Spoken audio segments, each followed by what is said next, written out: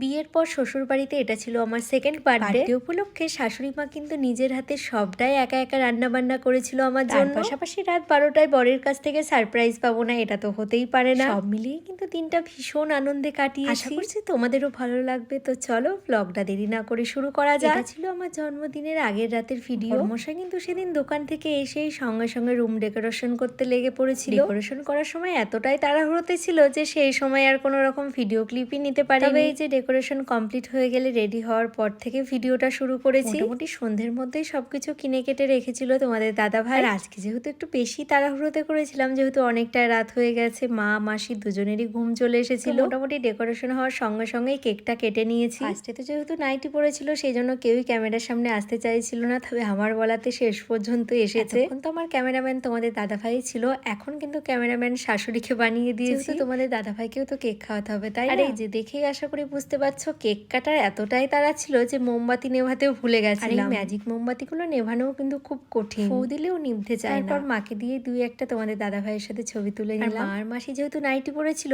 সেই জন্য বললো আর সেদিন ছবি তুলবে না, পরের দিন তুলবে। যাই হোক, সেদিনের রাতটা তো ওইভাবেই কেটেছে। তারপরে এটা ছিল পরদিন, মানে আজকের বারটা ছিল সোমবার, ডেটটা ছিল নভেম্বরের 10 তারিখ। গাইস, আজকেই আমার জন্ম। সকাল থেকে তো ভিডিও ক্লিপ নেওয়া হয়নি, এই যে দুপুর থেকে ভিডিও নিচ্ছি। রাত্রে যে ডেকোরেশনটা তোমাদের দাদা ভাই ঘরের ভেতরে করেছিল সেটাই কিন্তু এখন ডাইনিং এ করেছে। যে কত কিছু রান্না বান্না করেছে তোমরা একবার দেখ। চলো মেনুতে কি কি ছিল সেটাও একবার বলে দিই। ফ্রাইড রাইস, শাক, 5 রকম ভাজা, বাঁধাকপির তরকারি, মাছের ঝোল, আর ছিল চিকেন, চাটনি, পায়েস, দই, মিষ্টি, স্যালাডটাও ছিল। যাই হোক, ভুলে গেছিলাম বলতে। তার সাথে তোমাদের দাদা ভাই নিয়ে এসেছিল কোকা কোলা আর আমার পছন্দের কিছু চকলেট। সব রান্না বান্নাই কিন্তু মা নিজের হাতেই করেছিল, তার সাথে আমি আর মাসি কিছুটা হেল্প করেছি। এখন তো দেখতেই পেলে বসে পড়েছি আর আশীর্বাদ পর্বও কিন্তু শুরু হয়ে গেছে। আশীর্বাদ করাও কিন্তু হয়ে গেছে, তার সাথে গিফটটাও পেয়ে গেছি। আশীর্বাদ করা হয়ে গেলে এই যে এখন মাও বসে পড়েছে আশীর্বাদ করতে। সেদিনের প্রত্যেকটা ফটোই কিন্তু পোস্ট করা হয়ে গেছে, আশা করি তোমরা অনেকেই দেখেছো। এদিকে মায়ের আশীর্বাদ করা হয়ে গেলে এই যে মায়ের কাছ থেকে গিফটটাও পেয়ে গেছি। এটা কিন্তু আমারই পছন্দের, আগের দিনই মা আমাকে বাজারে নিয়ে গেছিল, বলেছে যেটা পছন্দ সেটাই নিতে। তারপরে এই যে মায়ের আশীর্বাদ করা হয়ে গেলে এখন মাসিও বসে পড়েছে। কিন্তু সবার কাছ থেকে শুধু আশীর্বাদ না, তার সাথে গিফটও পেয়ে গেছি। মাসিও কিন্তু আশীর্বাদ করার পর এই যে এই কুর্তিটা গিফট করেছে। বাড়ির প্রত্যেকটা মানুষের কাছ থেকে তো অনেক অনেক আশীর্বাদ পেয়েছি। তোমরাও কিন্তু আমাকে অনেক অনেক আশীর্বাদ করো, যেন এইরকম হাসি খুশি ভাবেই সারাটা জীবন সবার সাথে মিলেমিশে কাটিয়ে দিতে পারি।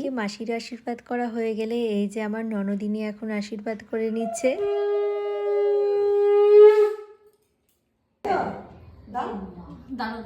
কাজু বরফি,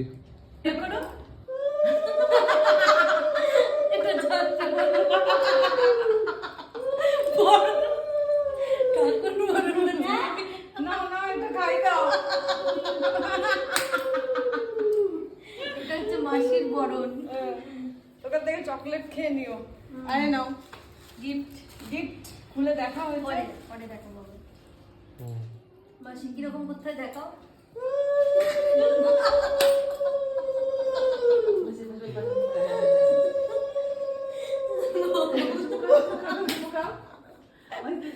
আচ্ছা, তাহলে ঠাকুমা যখন ঠাকুমা হবে তখন কি কেমন ধরনের নাচ হবে?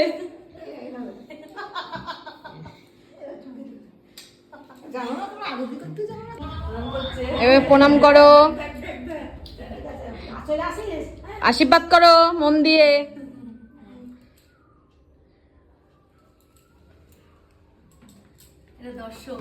দর্শক নাও, এবার টুস্কিকে সমস্তটা খেতে হবে।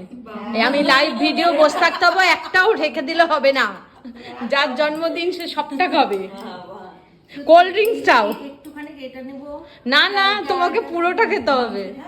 মাসি আর আমরা সবাই এক জায়গায় হলে এরকম আনন্দ ফুর্তি তো লেগেই থাকে। সবার যেহেতু মোটামুটি আশীর্বাদ করা হয়ে গেছে, এখন ভাবলাম কয়েকটা সিঙ্গেল ভিডিও নিয়ে রাখি। যে কুর্তি সেটটা পরে আছি এটা কিন্তু আমার মা দিয়েছে। যখন বাবার বাড়ি থেকে আসি তখন তো মা জানতোই সামনে যেহেতু আমার জন্মদিন, আর জন্মদিনের মধ্যে যেহেতু বাবার বাড়িতে যেতে পারবো না, সেই জন্যই আর কি মা আগে থেকেই টাকা দিয়ে দিয়েছিল। এখানে এসে আমি এটা কিনে নিয়েছি। কুর্তিটা কেমন হয়েছে অবশ্যই কিন্তু তোমরা জানো। আর এখন যে আলু ভাজা পটল ভাজাগুলো দেখতে পাচ্ছ, এগুলো এত সুন্দর ডিজাইন করে কিন্তু কেটেছিল মাসি, সেটাই আর কি তোমাদের একটু দেখাচ্ছি। এবারে হচ্ছে সব থেকে কঠিন কাজ, কারণ এতগুলো খাবারকে সবকিছু ফিরিয়ে মোটামুটি যতটুকু খাবো সেইটুকুই আর কি রাখতে হবে। আমি বলেছিলাম এত কিছু করার দরকার নেই, কারণ এত কিছু তো খেতেই পারবো না একসাথে। ওই যে মায়ের একটাই কথা, জন্মদিন উপলক্ষে এইটুকু না করলে যাই হোক, যেগুলো লক্ষণের জিনিস মানে শাক 5 রকম ভাজা সব একটু একটু করে কিন্তু আমি খেয়েছি। প্রত্যেকটা খাবারই কিন্তু আমার ছিল ভীষণ প্রিয়। হয়তো অনেকেই জানো আমি কিন্তু মাটনের থেকে চিকেনটাই বেশি পছন্দ করি। মোটামুটি আমার পছন্দ মতোই কিন্তু সবকিছু হয়েছিল।